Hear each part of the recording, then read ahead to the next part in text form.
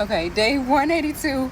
Read my ground up, a self-love workbook for the generational curse breaker on social media. Oh my god, I'm going so fast. Why? Why am I going fast? Because I just seen a bug, and I am definitely a girly girl.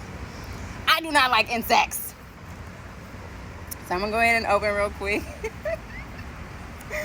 I'm gonna go ahead and open real quick. Looks like we are back in the solar plexus, okay? And let's see. Again, talking about gut health. So crazy, but we own it, okay? I will include the scripture. It says the solar plexus houses traits like discernment, willpower, confidence, and self-esteem. This chakra governs the digestive center, home to our gut. It's our second brain. Just like we monitor what we feed the mind, we should apply that to the belly. If you eat trash, you'll think garbage. Gut health is mental health. You are what you eat.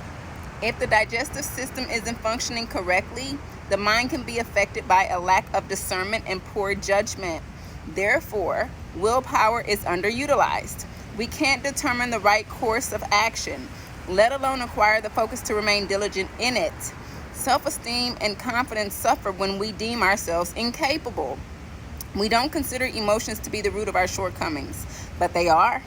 Discerning the motives behind our actions is a great way to reveal hidden trauma trapped in our guts. Detoxing helps to remove toxic waste so we can interpret nonverbal information correctly. Supplements like probiotics and aloe vera juice promote a healthy core. Gut health makes a difference in how we show up in the world. Now, obviously, this is a great, follow-up to what we were talking about yesterday, because that was everything we talked about yesterday. But I just feel like that's God further confirming He's serious about detoxing. And not only that, when we talk about reading nonverbal information, let's touch on it. Nonverbal information is like body language. It's also understanding what's not being said. I want you to understand that a lot of people don't realize that energy is the first language. You get what I'm saying? And so there are a lot of things that we don't say. And yet when you are an intuitive person, and again, you have the ability to discern, you're an observant person, and you're able to read body language. You're able to read the energy in the room. You're able to read the room in general. And that's where people are not able to hide from you. People are not able to even lie to you, right? Because not saying that you're reading people's mind, but you are reading energy. A lot of people don't understand that there are multiple bodies. Okay, while they're trying to control one, they're not able to control them all.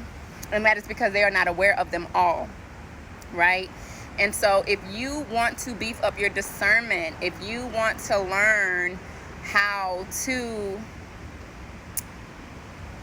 read people, I don't even want to say it that way, but it's important for us to be aware. If you want to learn awareness, this is definitely one way to do that. And it's not even so much about you wanting to be aware of others, it's you being aware of yourself. Don't do this so you can learn about other people, baby. Do this so you can learn about yourself. Because when you start paying more attention to what you're consuming, I kid you not, one way that I learned to have higher standards for myself is by eating better.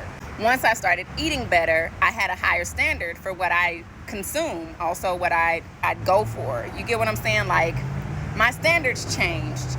Because if I don't feed myself junk food, if I'm able to do certain things or to take certain precautions to ensure that I'm properly fueling my body and I'm treating myself better, then I'm not going to let you play with me. I'm not going to let you treat me any less than I treat myself. It's not about so much focusing on other people. It's more so about bringing that energy back to self, bringing that energy back, calling your power back, right? Because we think that people treat us based on how they feel about us. And I'm not saying that that's not true. There are just two sides to that coin. People treat you how you treat yourself, and or what you allow them to do, they will do. So yes, they can treat you based on how they feel about you, but if you peep that this person doesn't honor you the way honor yourself and the way that you deserve, you're gonna cut that cord from the jump, right? You know what I mean? Like, you're not even gonna let them play with you. You're not even gonna let them get a chance to treat you any kind of way. Why? Because you can already peep it from the very beginning. You can already see that this person doesn't align or even apply the effort that you would apply to yourself, or that you would give to yourself. They don't give you, say, the same attention that you would give to yourself. And that's, to me, it's a red flag, because, you know, obviously I believe in slow burn, but I also know that when we're talking about bare minimum, we're talking about breadcrumbing. If you are not aware what it looks like to be breadcrumbed, if you are not aware of what it looks like to receive the bare minimum, or even what the bare minimum is, you'll just be open to receive anything. Why? Because you are not aware. When you start giving yourself more, when you start treating yourself better, when you start eating better, when you start making better choices, when you start cutting things out of your life, cutting people out of your life, those things become quicker and easier for you to do. Okay? So you don't rely so heavily on whether or not other people like you, or whether or not other people want you around. Why? Because now you appreciate yourself. You value yourself, right? And that's the ultimate self-love, because again, it's the starting point for how other people will treat you, how you allow other people to treat you. When you are not aware of your self-worth, then you will allow people just to do you any kind of way. When you know who you are, and you know what you give to yourself, you know the time that you invest in yourself, you know the energy that you invest in yourself, someone else trying to give you breadcrumbs, or, you know what I'm saying, like I said, invest, if you will, breadcrumbs, it's never going to work. I'm not the one, the two, or the three. It's okay. You don't even have to play about it. You know what I'm saying? You don't even got to waste your time. I ain't going to waste your time. You ain't got to waste mine either. You know, you can depart from that situation. You can let that person go, because you see, like, I see your move and not up to my standard. You know what I'm saying? And again, it doesn't mean that that person is a bad person. It doesn't make that person a bad person. It just means that that person may not be your person, you know? And that's okay. You know what I'm saying? You want people to get where they need to go. You want people to be in the right place.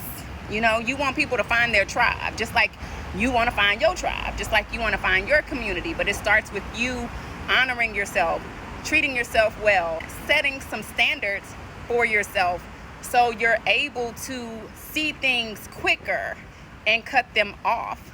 And your measuring tool at that point is how I treat myself. Well, I do this for me, and I take care of myself like this, or I give myself this type of attention, I give myself this type of care, you know. And if this person doesn't measure up, then, you know what I mean? So it's not about so much discerning how someone else is thinking or what they're thinking. It's about discerning what you're willing to tolerate. There we go. Y'all already know what to do. Click the link in my bio, grab yours so we can do it together. One-on-one coaching available. Click that link as well.